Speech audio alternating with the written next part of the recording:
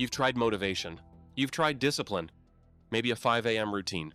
Maybe deleted social media for 2 weeks. Maybe started a new gym plan on a Monday. A few weeks later, back to zero. Nothing wrong with you. The crowd out there is caught in it too. Millions of them. Different faces, same trap. You're stuck, and worse, you don't even know what you're stuck in. Nobody showed you the map. That's what this video is. Look, most content out there gives you tips, productivity hacks, mindset shifts, discipline routines. All of it aimed at the surface. You consume it, feel good for a few days, then fade back. Not because you're weak, because you're trying to fix a structural problem with surface-level tools. There are 5 loops keeping you stuck. You might be in 2, you might be in 4, but I promise, you're in at least 1, and 1 is enough to keep you going nowhere for years. Let's walk through them. Your brain wasn't built for direction. It was built for survival. Comfort, avoid pain, conserve energy. That's the whole default program of nature. And left alone, it runs that program every single day without asking your permission. Look at real life. You know you should work on the thing, but the couch is right there. You know you should eat clean, but the easier option is 1 click away. You know you should sit with the discomfort and push through, but your brain found something more stimulating 3 seconds ago and already moved on. This isn't weakness. This is hardware. Every man alive starts with this exact same brain. The difference is whether something gets built on top of it, or not. And here's the brutal part. The brain doesn't care where you end up. It just wants to feel okay right now. It will trade your entire future for 5 minutes of comfort today. Every time, without hesitation. Left unchecked, this alone is enough to keep you drifting for life. Think about education system. What actually changed in a classroom from the 1800s to today? Maybe paper books became slideshows? You were trained to become a worker or an officer for a century that no longer exists. And then at 18 or 22, just you and an open world. And this time the lessons come with real costs. Not a bad grade, maybe time, maybe money, maybe your entire future. But it goes deeper than school. The whole system, media, social platforms, consumer culture, is designed to keep you distracted, reactive, and dependent. Lonely men are easier to isolate. Reactive men are easier to sell to. Dependent men keep coming back. Every notification is engineered. Every feed is optimized. Every piece of content is designed to give you just enough dopamine to keep scrolling, and never enough substance to actually move. You're scrolling because billion-dollar systems built that scroll, using decades of behavioral psychology research. The algorithm and the human brain, a perfect trap wrapped in a small app in your pocket. The system is bread and circuses. Rome did it almost 2,000 years ago. Keep the masses fed, keep them entertained, keep them distracted from the fact that nothing in their life is moving. One difference, back then it was free. Now it's worth trillions. And you voluntarily pay for it. Every month, every renewal, every upgrade. You're paying for your own drift, calling it entertainment. The system worked exactly as designed. On you, 2 loops. That's already enough to keep a man stuck forever. Brain pulls you toward comfort, system pulls you toward distraction. Both running at the same time, both invisible. And then, you add the third one. This one's different. This one you have to sit with for a second. Your parents. Most of them loved you. That's not in question. They grew up harder.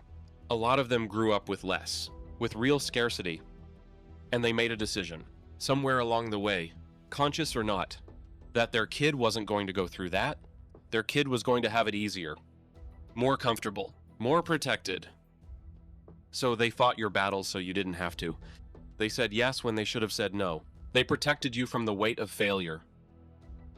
Because they'd felt that weight themselves, and they didn't want it anywhere near you. But maybe that was the biggest mistake.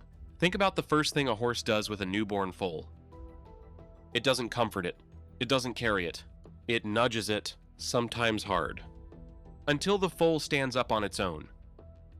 Falls down, stands again, falls again, until it can run. Because a horse that can't run is already dead in the wild. The mother knows this, so she teaches it the only way that matters, by letting it struggle until it can't be stopped. Your parents didn't have that instinct, or they had it and couldn't follow through. Because watching your child struggle when you have the power to stop it, that takes a different kind of love, a harder kind. So you hit the real world, where nobody catches you, where consequences are real and expensive, where nothing is adjusted for your comfort, and nothing in you was trained for it. They loved you the best way they knew how, with everything they had, and it was the wrong kind of love for the world you were entering. That's not their fault, and it's not yours. But it's still true, and pretending it isn't doesn't help you. This is the one that locks everything in place, without a clear direction. A real one, not a vibe, not something you say when someone asks what your goals are. Drift is guaranteed, not possible, guaranteed. Your brain defaults to comfort. The system pulls you toward compliance and consumption. Your upbringing didn't train you for resistance. No one taught you how to become a man. A real man. Not the fake alpha sigma stuff out there. Not school. Your parents? I don't know. Mine haven't yet. No direction means every distraction beats you. Every short-term reward beats you. Every comfortable option beats you. Because you have no reason strong enough to choose the harder thing. Direction isn't motivation. Motivation is a feeling. It comes and goes. Direction is a decision, an image, a man you want to become, with some pillars you have to build, little by little. It takes time, and a map. Most guys were never taught how to build that, so they run on feelings. Motivated for 2 weeks, burnt out for a month, back to zero, repeat. That's not a discipline problem, that's a direction problem. Previous generations had anchors. Clear gender roles told you what a man was supposed to do and be. Stable careers meant you could follow a path someone else already walked. Local community meant people knew your name, watched you grow up, held you accountable. None of that is gone completely, but all of it has been shaken, questioned, complicated, or just quietly dissolved, and nothing replaced it. The world is changing, faster than ever. The provider role is fading. Masculinity is labeled toxic. Career paths that existed for decades collapsed overnight. And the worst part? We're all living in the loneliest era in human history. More connected than ever on paper, more isolated than ever in reality. Deep down, you know something's wrong. You feel it. That low hum of being off track, of moving but not going anywhere. That's a man trying to navigate with no compass, in a storm that keeps shifting direction. Look at these 5 loops. You don't need all 5. One strong enough loop, just one, is enough to keep you drifting for years, for a decade, for a life. Stop for a second and ask yourself honestly, which one is holding you right now? Here's what nobody tells you. The guys drifting right now, there are a lot of them, more than you think. Way more. It's not a minority. It's the default. The trap is working exactly as designed. Most of them will keep drifting. Not dramatically. No big crash. No rock bottom moment. They'll just slowly fade. Become surplus. Because the era coming, and it's already here, is splitting people into 2 groups.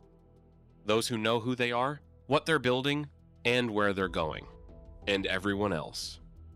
That gap is only getting wider. Winner-take-all economics means the directed few accumulate everything, and the drifting many compete for scraps. There's no seat at the table for a man who doesn't know what table he's even trying to sit at. Homeless. Not literally, but close enough to matter. The crowd outside is massive. Tens of millions of men drifting together, and because it's that many, it feels normal. Everyone around you is doing the same thing, so it can't be that bad. That's the last part of the trap, the comfort of the crowd.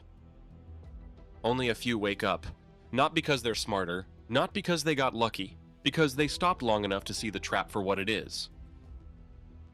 You're watching this. That means something. Maybe you're one of them, or maybe you'll close this video, open a feed somewhere, and drift for another year. That part's on you.